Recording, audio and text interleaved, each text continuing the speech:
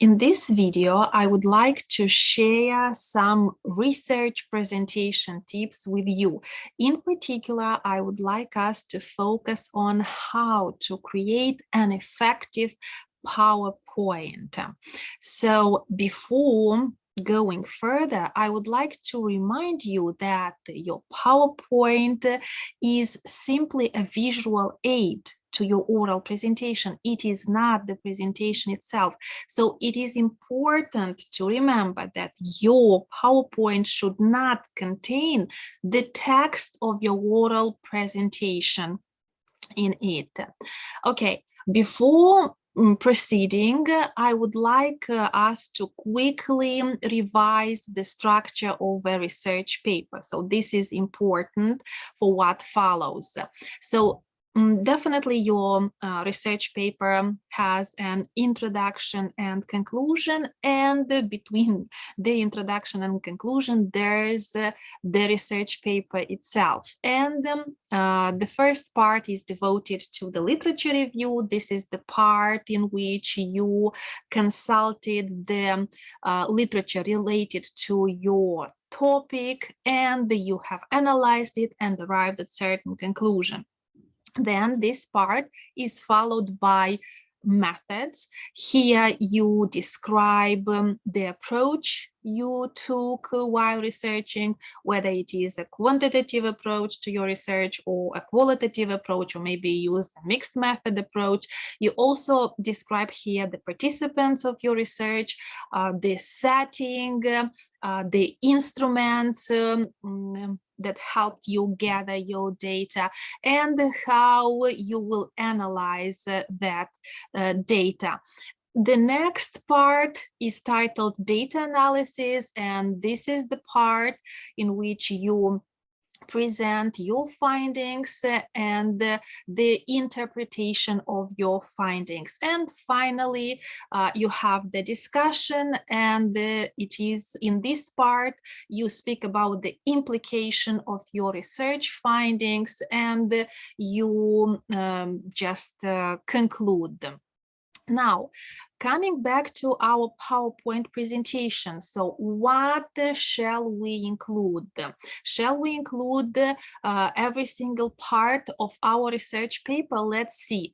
So you should definitely include the problem of your research. Why is this important? This is basically what made you start conducting your research in the first place. So this is what aroused your curiosity, and this is what gives purpose to your research, because the purpose of your research is to find the solution, a solution to the problem. Also, you should mention, you should include the methods on your slides. It is extremely important to make your audience know who the participants are, what the setting is, what kind of methods you used, what kind of instruments you used, and definitely how you will analyze, what kind of method you will apply while analyzing your data. Definitely you should include the results, because this is with the help of these results, the analysis of these results, you are going to solve that problem. And definitely one slide should be devoted to the conclusions that you have arrived at. Now you might ask yourselves, shall you include plan? So actually this is not a bad idea to have a plan. This is going to serve as a kind of roadmap to your audience. So your audience will know what to expect next in your presentation. Now, what about the context? Here, there are actually 2 points of view.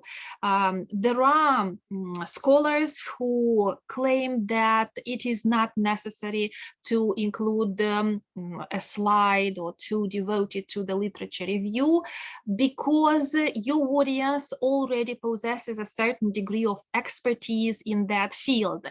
And if they have any questions concerning the literature you review, reviewed, they will ask you in the question answer session. However, there are also scholars who say that it's not a bad idea to briefly point some key elements that you think are extremely important in your research and that you have taken from the literature you have reviewed. So it's up to you which, let's say, school of thought you decide to side. The research questions, shall we include them? Yes, and the piece of advice would be to include them immediately after the problem was set. Remember, we said that the purpose of your research is to find a solution to the problem, and these research questions actually help you finding that solution. So basically the answer to the research questions will help you solve the problem.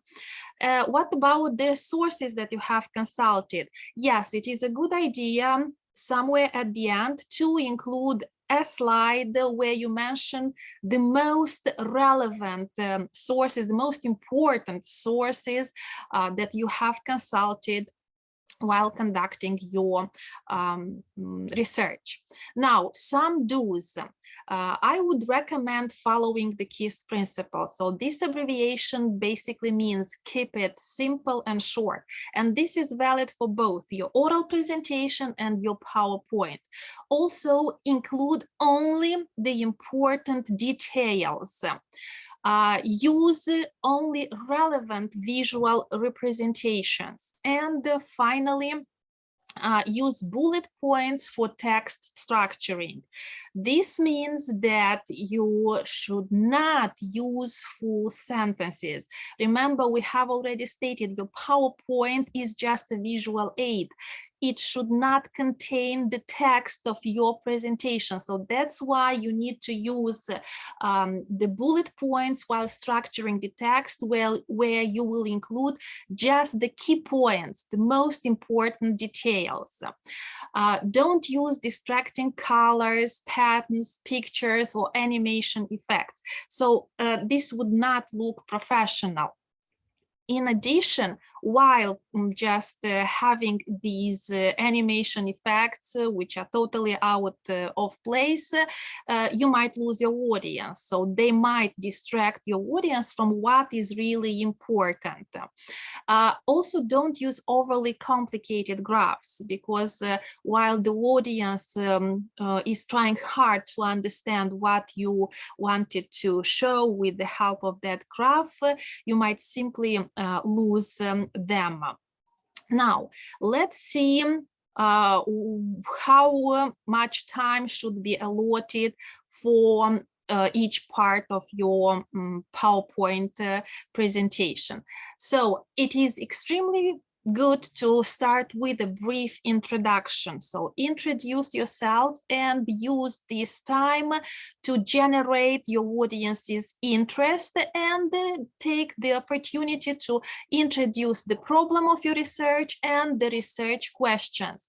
Now, for this introduction, allot up to 1 minute. So it is possible to have the introduction within 36 seconds, but don't use more than 1 minute for the introduction.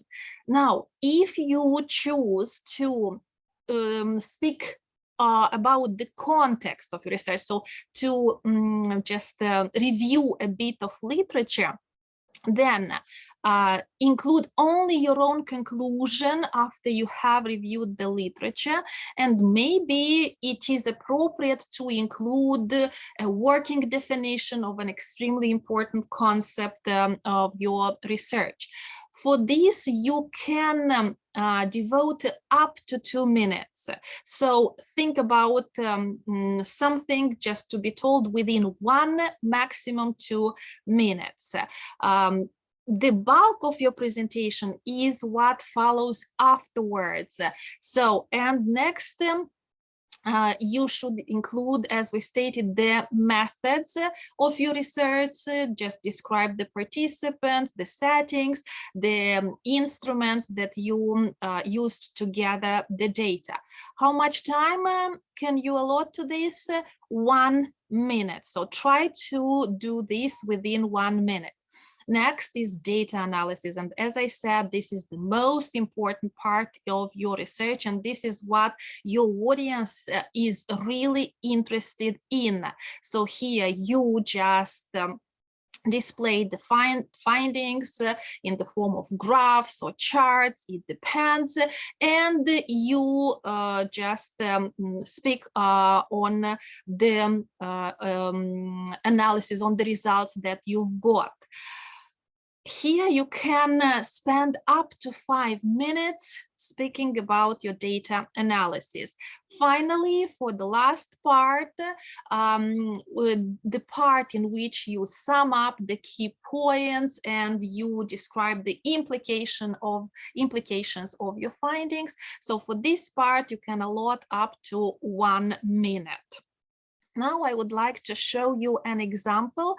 One of my students just prepared a PowerPoint presentation. So let's see what she included. So this is the first page, right? We have the title of her research and the way just it is formatted.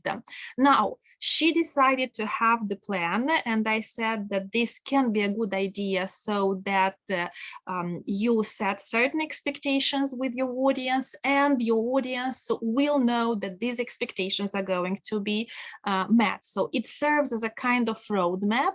Then she immediately started with the research problem, and as I said, she preferred to just introduce the research questions immediately afterwards.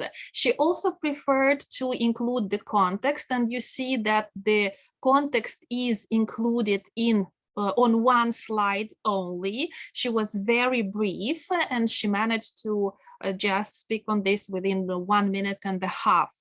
Then she went to the methods, right? And here she described the research instruments and what kind of approach was used. She also described the setting and the participants, and basically here you see the only pictures that she used for this PowerPoint.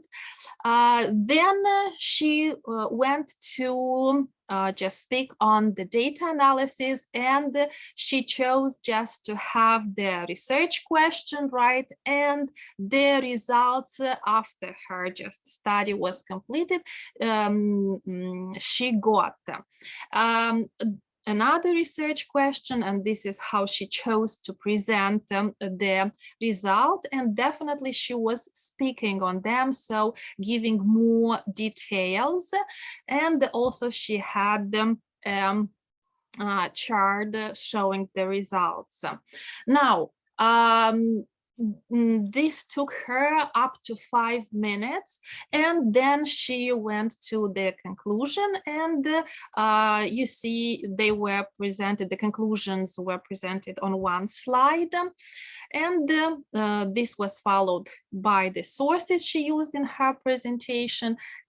It is polite to thank your audience for the attention and encourage the audience to ask questions. Now, I would like to tell you, you shouldn't be afraid of questions. So you already possess a certain degree of expertise in the field, and the questions that your audience is going to ask you are related to your research, to your investigation. So there's nothing wrong in answering the questions. I can suggest having some backup slides, because we do understand that it is impossible to include every data on your slides. So you might have some backup slides that would contain some information which you still find important, but just you couldn't include in your PowerPoint presentation. So having said this, I would like to wish you good luck. I'm pretty sure you would succeed.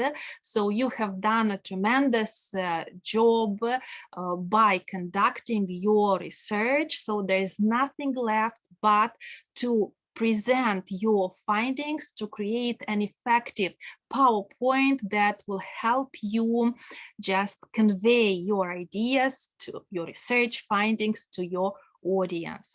Good luck.